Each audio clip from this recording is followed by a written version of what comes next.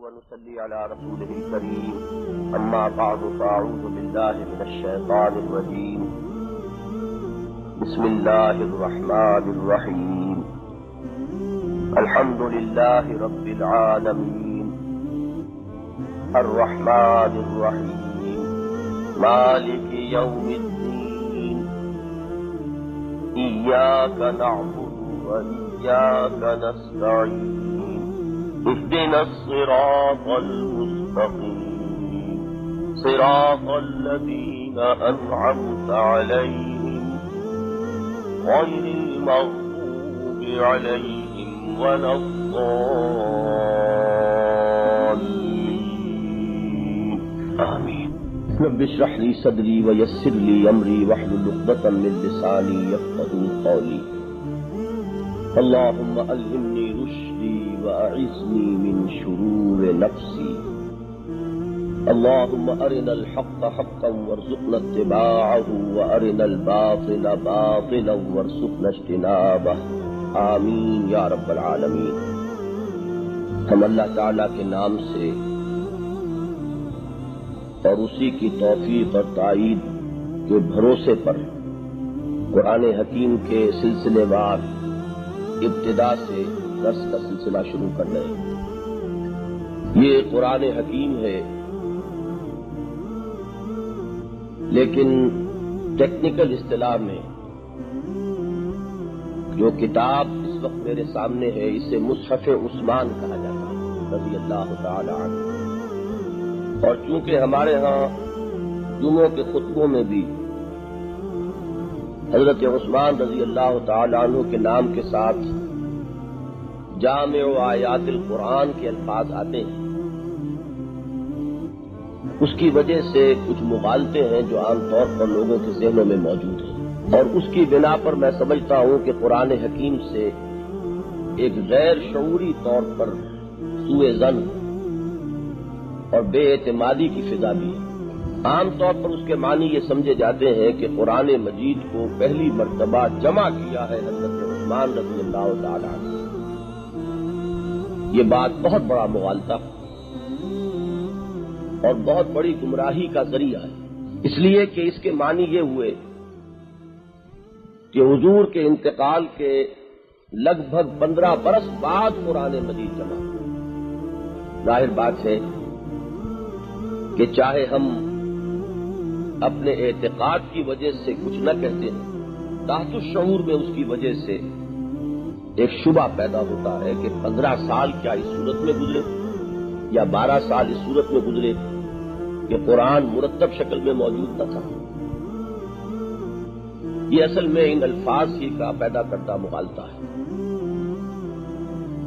اس حقیقت کو جان لیجئے کہ قرآن مجید کی ترتیب محمد الرسول اللہ صلی اللہ علیہ وسلم نے مکمل طور پر فرما کر اسے امت کے حوالے کیا. یہ وہ بات ہے کہ جس کا وعدہ بالکل ابتدا میں حضور سے اللہ تعالی نے فرمایا تھا، اس لیے کہ جب قرآن مجید کی تنزیل شروع ہوئی تو حضور خصوصی مشقت کے ساتھ اس کو یاد کرنے کی کوشش کرتے تھے. اس پر سورہ قیامہ میں وہ آیات ہیں. اللہ تعالیٰ کی رحمت اور شفقت جو ہے اپنے نبی صلی اللہ علیہ وسلم کے لیے وہ جوش میں آئی، اور حضور سے یہ فرمایا گیا کہ لا تحرک بہ لسانک لتعجل بہ ان علینا جمعہ وقرآنہ فَإِذَا قَرَأْنَاهُ فَاتَّبِعْ قُرْآنَهُ ثُمَّ إِنَّ عَلَيْنَا بَيَانَهُ.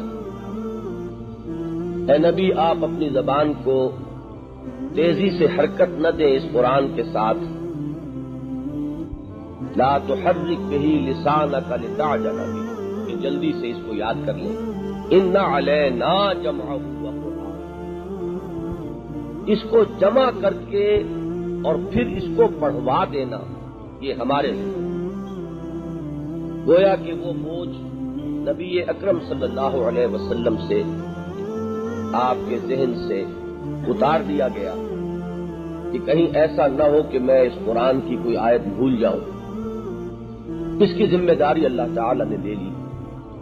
جیسے کہ قرآن کی ہمیشہ ہمیش کے لیے حفاظت کا ذمہ اللہ نے لیا سورہ ہجر کی اس آیت کے روح سے انا نحن نزلنا الذکر وانا لہ لحافظون. اسی طرح ابتدا ہی میں اس کو جمع کر کے پڑھوا دینا، اس کی ذمہ داری بھی اللہ تعالی نے خود دی. چنانچہ ہمیں روایات سے معلوم ہوتا ہے کہ ہر رمضان مبارک میں نبی اکرم صلی اللہ علیہ وسلم اور حضرت جبرائیل علیہ السلام قرآن مجید کا مذاکرہ فرمایا کرتے تھے، اور آپ کی حیات طیبہ کا جو آخری ماہ رمضان مبارک تھا اس میں 2 مرتبہ تھا. پھر یہ کہ ہمیں دور نبوی ہی میں وہ ساری اصطلاحات ملتی، حزب کی اصطلاح، منزل کی اصطلاح، تو آخر یہ احزاب کیسے بن سکتے تھے اگر قرآن مرتب نہ ہو؟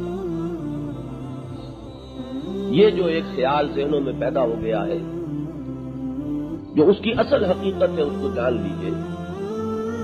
عہد نبوی میں قرآن مرتب ہو چکا تھا، لیکن کسی ایک کتاب کی صورت میں جسے ما بین الدفتین کہتے ہیں، ایک مجلد کتاب کی صورت میں موجود نہیں. آیتیں سورتوں کی شکل میں مرتب ہو چکی تھی، سورتوں کی باہمی ترتیب معین ہو چکی تھی. اسی ترتیب کے ساتھ قرآن مجید کو نمازوں میں پڑھا جاتا تھا. رمضان مبارک میں خود حضور حضرت جبرائیل کے ساتھ اسی ترتیب سے اس کا مذاکرہ فرماتے تھے. لیکن یہ کہ کسی یکجا صورت میں ایک مجلد کتاب کی صورت میں قرآن مجید نہیں تھا دور نبوی میں. اس کو جمع قرآن کہتے ہیں. یہ مرحلہ بھی حضرت عثمان کی رضی اللہ تعالی عنہ عہد خلافت تک ملتوی نہیں ہوا، بلکہ یہ حضرت ابو بکر صدیق رضی اللہ تعالی عنہ کی عہد خلافت میں یہ کام ہو گیا. اس لیے کہ جنگ یمامہ میں بہت سے حفاظ شہید ہوئے تو ایک بڑی تشویش پیدا ہوئی. قرآن مجید اصل میں یہ جان لیجیے کہ اصل میں تو یہ قرآن ہے لوح محفوظ، بل ہوا قرآن مجید فی لوح محفوظ. ایک اور جگہ پر کتاب مکنون کہا گیا، انہ لقرآن کریم فی کتاب مکنون لا یمسہ الا المطہرون. بہرحال اس کی جو پہلی جمع اور تدوین ہوئی ہے وہ لوگوں کے سینوں میں ہوئی، فی صدور الذین اوتوا العلم. اس کے بعد کتابی شکل میں جو اس کی تدوین اور اس کو ایک مجلد کتاب کی صورت میں مرتب کرنے کا کام ہے وہ حضرت ابو بکر صدیق رضی اللہ تعالیٰ عنہ کی عہد خلافت میں ہوا. اور یہ بھی آپ کو تفصیل ملے گی کہ جب بہت سے صحابہ نے اس کی ضرورت کا احساس دلایا حضرت ابو بکر صدیق کو رضی اللہ تعالیٰ عنہ، تو انہیں تأمل تھا، اور تأمل اس بنا پر تھا کہ یہ کام حضور نے خود اپنی حیات طیبہ میں نہیں کیا. چونکہ حضرت ابو بکر صدیق یہ جان لیجئے، میں نے کل بھی عرض کیا تھا کہ مقام صدیقیت بہت نزدیک اور بہت ملحق ہوتا ہے مقام نبوت سے. تو اتباع کامل کی جو شکل ہے وہ حضرت ابو بکر صدیق کی شخصیت میں ہمیں نظر آتی ہے. تو حضرت ابو بکر کو یہ خیال آیا کہ میں یہ کام کیسے کروں. لیکن پھر جب وہ واقعات اور شواہد سامنے آئے اور صحابہ کا اس پر تقریباً اجماع ہوا، تو پھر ان تمام کاتبین وحی کو جمع کیا گیا، اور خاص طور پر حضرت زید بن ثابت رضی اللہ تعالی عنہ ان کو اس خدمت پر مامور کیا گیا. تو انہوں نے مختلف اجزاء قرآن مجید کے جمع کیے. کسی کے پاس کوئی صورت کہیں اونٹ کے شانے کی ہڈی پر لکھی ہوئی تھی، کسی کے پاس کہیں کوئی کاغذوں میں مرقوم کچھ صورتیں تھیں، کسی کے پاس کہیں کپڑے پر لکھی ہوئی کچھ صورتیں تھیں. سینوں میں مکمل قرآن اسی ترتیب کے ساتھ موجود تھا، لیکن یہ جو مکتوب حالت میں اجزاء تھے ان کو جمع کیا گیا، اور ما بین الدفتین یہ کام جو ہے قرآن مجید کی جمع و تدوین کا، یہ عہد خلافت صدیقی رضی اللہ تعالی عنہ کے اندر مکمل ہو جائے۔ اس کے بعد جو دوسرا مرحلہ تھا وہ اصل میں یہ تھا کہ جیسے کہ آپ کو معلوم ہے ہر ملک میں خواہ وہاں زبان ایک ہی ہو، لہجے بہت سے ہوتے ہیں۔ اب خود پنجابی زبان کا آپ کو علم ہے کہ ہر 50 میل پر اس کا لہجہ بدل جائے گا۔